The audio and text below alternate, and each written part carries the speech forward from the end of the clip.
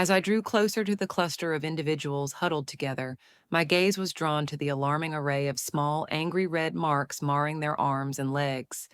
They bore a striking resemblance to mosquito bites, yet their sheer abundance suggested a far more sinister tale, one of relentless suffering and harsh conditions they had weathered. Just as hope began to wane in my heart, I spotted an elderly man sitting woefully against the gnarled trunk of a weathered oak tree, its twisted branches reaching out like skeletal fingers against the blue sky. The sun cast its golden rays down upon him, illuminating the deep furrows etched into his weathered face, each crevice a testament to a life rich with hardship yet gilded with resilience. I approached him slowly, my heart pounding with the urgency of the moment and a keen awareness of the need not to startle him.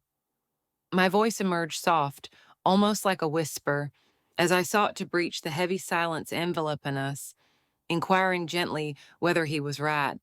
He gradually lifted his gaze to meet mine, and in that fleeting moment, I felt the weight of his sadness settle upon my shoulders. His once bright brown eyes, now dulled by the passage of time and sorrow, mirrored the emptiness of forgotten joy, overshadowed by profound despair. After a long, pained silence, he finally spoke, his voice barely breaking through the stillness of the day, uttering a single word: Sellers. The name hung in the air, heavy with unspoken memories and untold suffering. I decided that the best course of action was to take Sellers back to our camp and have the doctor examine him. After conducting a thorough check, the doctor confirmed that there was nothing wrong with his health. As we walked slowly from the doctor's office to a small tent we had prepared for him, Sellers noticed the insecticide and began to show aggression. He mumbled at first, but then approached a group of survivors who were spraying the insecticide, angrily trying to stop them. I successfully intervened, preventing him from inflicting any harm on the survivors by forcibly maneuvering him to a secluded area, far removed from their presence. In this tranquil spot, away from the chaos, he could no longer be provoked by the spray that seemed to set him off. Yet, as I paused to catch my breath, a pressing question lingered in my mind. Why was he reacting this way? Under the soft, magical light of a full moon, a brave group of survivors embarked on a dangerous journey deep into the wilderness, driven by their urgent need for food. With serious expressions on their faces, they quietly made their way through the thick vegetation, armed with a mix of old and new weapons, like rusty machetes, worn-out crossbows, and some guns. As they moved further into the dark woods, the cool night air was thick with unease, and the sounds of night animals echoed eerily all around them. As they moved further into the dark woods, the cool night air was thick with unease, and the sounds of night animals echoed eerily all around them. They felt mentally ready to face any infected creatures hiding in the shadows, leftovers from a world destroyed by a harsh disease. However, as they continued on, the night turned frightening in ways they never saw coming. Out of nowhere, a loud rush of wing beats shattered the quiet, and terrifying creatures, as if taken straight from their worst fears, descended from the sky. With strange shapes and eyes that glowed like hot coals, these monstrous beings launched a brutal attack on the unsuspecting group. Their sharp claws and teeth sparkled in the moonlight, creating an atmosphere of dread.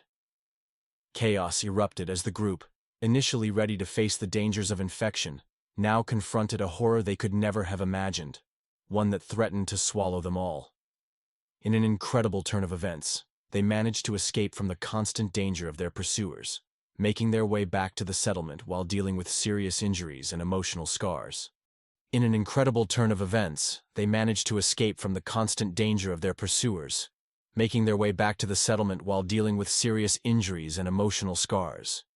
The once lively faces of the survivors now showed the signs of their hardships, lost spirits seen in their empty eyes, bruised skin, and bodies shaking from the overwhelming fear they experienced. Now, as they lie in clean, bright hospital beds, surrounded by the sounds of medical machines and the smell of disinfectant, they try to regain their feeling of safety and return to normal life. Yet, they are haunted by vivid memories of the terrifying experiences they went through. I need to capture one of these creatures, or at the very least, get a sample of its biology. It's important that we figure out what's going on with these frightening events, as they could help us understand a bigger danger that might be hiding nearby.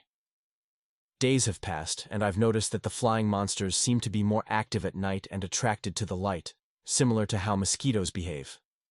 The mosquitoes in our camp are still causing trouble, and unfortunately, more survivors are falling ill every day. I've been going out each night trying to catch one of these creatures or at least collect samples. One night, I actually saw one. It was large, with red and gray colors, and looked somewhat human-like while still resembling a mosquito. Sadly, I couldn't catch one, but I did make it back safely without any serious injuries. Tomorrow night, Brooke, Tyler, and some other survivors are planning to venture out again. To be continued.